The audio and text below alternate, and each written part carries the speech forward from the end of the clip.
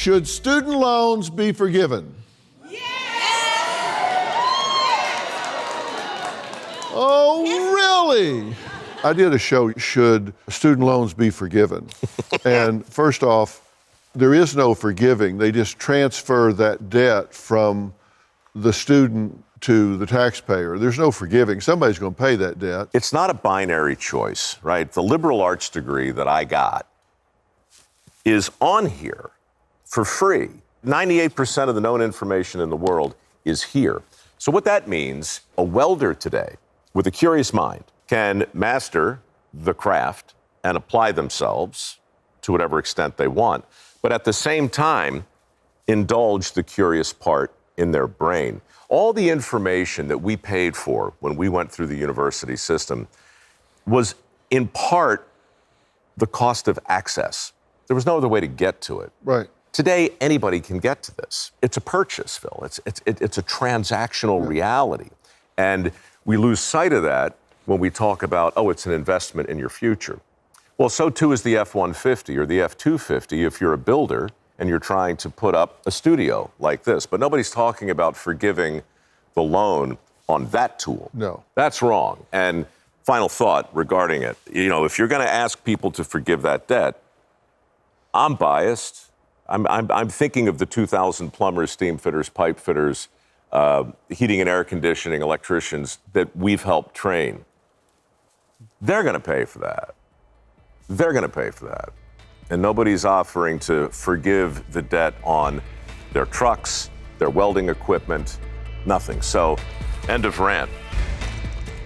A lot of people think that water comes out of a faucet, that electricity comes out of a socket, that's just where it begins and ends. And you go behind that, you go down in the sewer, you go behind the scenes, you go and talk to all of these people, and you unravel all of that, and you give those people a spotlight, a voice. And my question is, what in the world ever made you decide that's what you should do with your life, skill, talent, and ability? Why? Because instead of 1,000 other things, you're obviously intelligent, you obviously can do a million things, and you chose to do that meaningful task, that meaningful job. Well, I didn't wake up one day and say, oh, yes, got it, the calling. It wasn't that. I spent 15 years impersonating a show host. I worked for all the networks you mentioned before. Right. And one day at CBS in San Francisco, my mother called me. I was sitting in my cubicle hosting a show called Evening Magazine. It used to come on every night after the news. And she said, Michael, your grandfather turned 90 years old today. And, he's not going to be around forever. And I was just thinking, wouldn't it be terrific if before he died, he turned the TV on and saw you doing something that looked like work? Now, my granddad, just so you know, was a magician, not a literal magician. He only went to the 7th grade, but by the time he was 30, he was a licensed electrician, an architect, a plumber. He could take your watch apart and put it back together blindfolded. He just had that magical chip.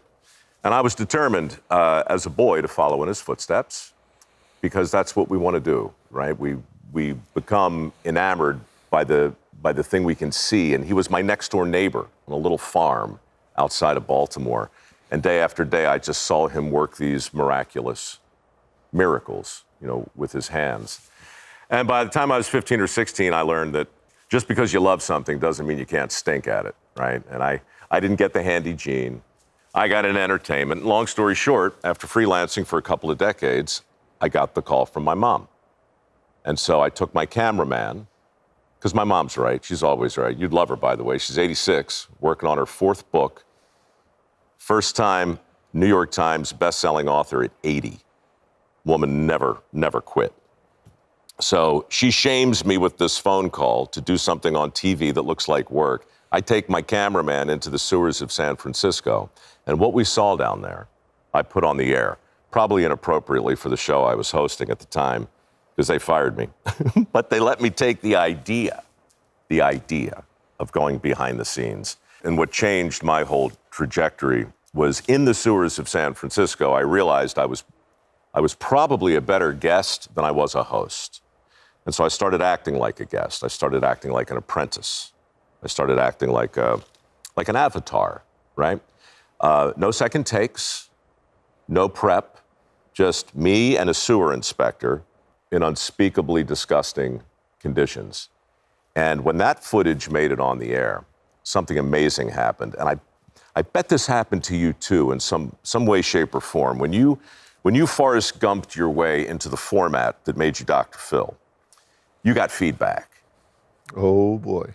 Right? Yeah. And I got feedback too. Some people were horrified. They're sitting down to eat their meatloaf and they're seeing me crawl through a river of crap, right? Not good.